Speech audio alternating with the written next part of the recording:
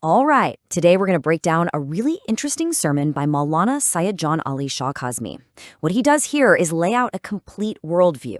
I mean, he diagnoses everything happening in the world and then lays out a very specific path forward, both for politics and, for the soul. So let's dive right in.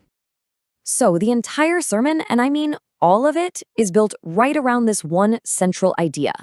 For the Maulana, the injustices we see all around us, the global conflicts, what he sees as cultural decay, none of that is random. He sees them as signs. And the ultimate solution? Well, it all comes down to the prophesied arrival of a messianic figure, the Imam. This one belief, it's the lens for everything else he's about to say. Okay, so to really get a handle on his perspective, we're just going to follow the structure of his sermon.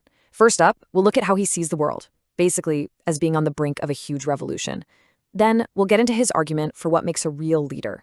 After that, we'll explore this idea of a modern war for culture.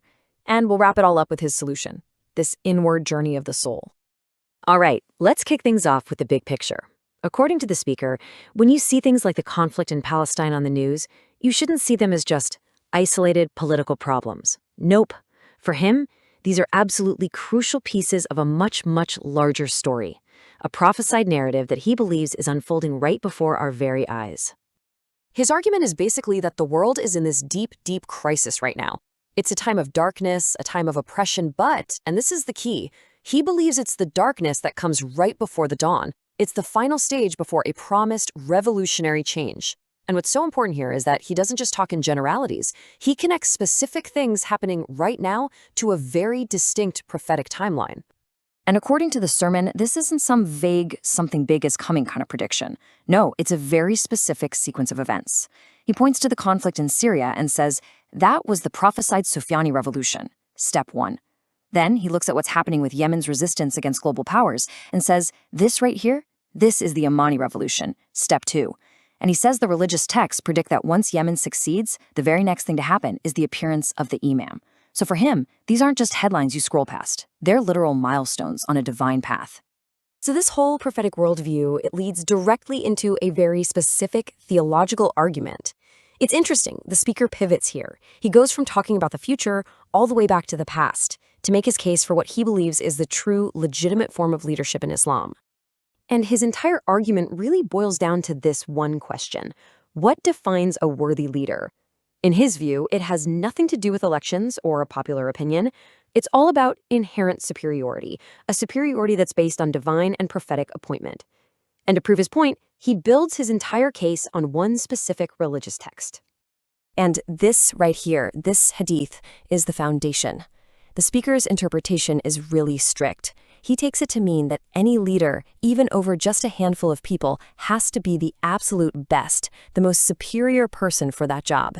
Anything less, he says, isn't just a mistake, it's a direct betrayal of God and his prophet. He then takes this principle and uses it as a lens to re-examine some key moments in early Islamic history. So, to back this up, he gives 2 historical examples.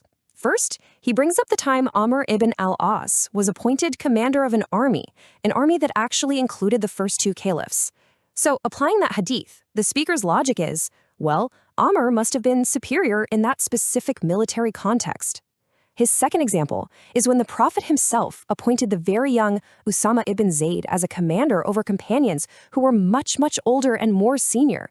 The implication, Usama's piety and qualifications for that role made him the superior choice, outweighing age and status. Okay, so he brings these 2 examples together to make his big point. He says, look, all these other senior figures at one time or another served under an appointed commander. But Ali? He says Ali never did. And in his view, that's the historical proof of Ali's unique, unparalleled superiority. It's what makes him, and only him, the rightful leader according to that very specific principle from the hadith.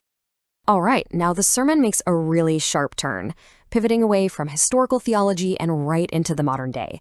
The speaker argues that the most important war happening right now isn't being fought with bombs or missiles. No, the real battlefield is for our hearts and minds.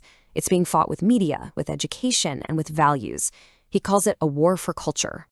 And he paints this really stark contrast between 2 completely competing value systems. On one side, you have what he defines as Islamic culture, built on things like respect for your parents, modesty, and a focus on community. And on the other side, he describes what he calls Western culture, which he says promotes rebellion, total selfishness, the I-me mentality, and the complete breakdown of the family. To him, these aren't just different ways to live. They're two worldviews at war with each other, fighting for the soul of the next generation. And to really drive home the tangible harm he believes these values cause, the speaker cites a pretty dramatic number. He claims that 10 million people, 10 million, are either affected or die every single year from STDs. And he draws a direct line from that number to what he calls a devil-worshipping style of freedom, a total departure from religious morality. He also really hones in on Western education and social systems. He claims they're designed to teach kids to be completely self-obsessed, to always put I, me first, and even to rebel against their own parents. And as a prime example, he describes this thing he says happens all the time in the West, where kids can basically divorce their parents, getting legal orders to stop them from even making contact. For him, this is a sign of the ultimate destruction of the family unit. Okay, so he's diagnosed a world in prophetic turmoil and a culture that he sees as being under constant attack. So, what's the solution? Where do we go from here? This brings us to the final and maybe the most personal part of his sermon. The answer, he says, isn't found in an external war, but an internal one. His argument is that every single one of us is a battlefield. The real war, the one that truly matters, is the one being fought inside ourselves. It's this constant struggle between our soul, our spiritual side, and all the negative influences of temptation and ego, what he calls shaitan. And every single choice we make, big or small, is like giving supplies to one side or the other. He breaks it down with this idea of spiritual food. The concept is pretty simple. Just like our bodies need food to live, so do our souls. So things like prayer, reading the Quran, visiting holy sites, that's spiritual nourishment. It makes your soul strong. On the flip side, things like what he calls forbidden music or watching dirty films or gossiping, that's like spiritual poison. It weakens the soul and gives more power to the ego and those negative influences. So the big question is, how do you actually win this war inside yourself? Well, he lays out a clear 4-step path. Step 1 is self-knowledge. You have to understand that you're not just a body, but this mix of body, mind, imagination, and soul. Then he says the key is to purify your imagination, the place where he says sinful thoughts start, and to control your delusions by using intellect and religious knowledge. Only then, he argues, can your soul really be nourished and grow strong. And this is where we come full circle. What's the ultimate goal of all this? The whole point of this intense spiritual work, this internal battle? It's all about purifying yourself until you become worthy. Worthy of what, you ask? Worthy of being in the presence of the awaited Imam when he finally appears. And just like that, he connects this deeply personal, spiritual struggle right back to that grand, prophetic, world-changing narrative he started with. So when you step back, what this sermon really offers is a complete, all-encompassing framework for seeing the world. It's a lens that transforms everything. Current events aren't just news, they're prophecy unfolding. History isn't just facts, it's a theological argument. Pop culture isn't just entertainment, it's a battlefield. And your own personal spiritual journey, it's preparation for the end of an era. It really leaves you with a huge question to think about. Just how profoundly can a system of faith shape every single aspect of how a person sees reality?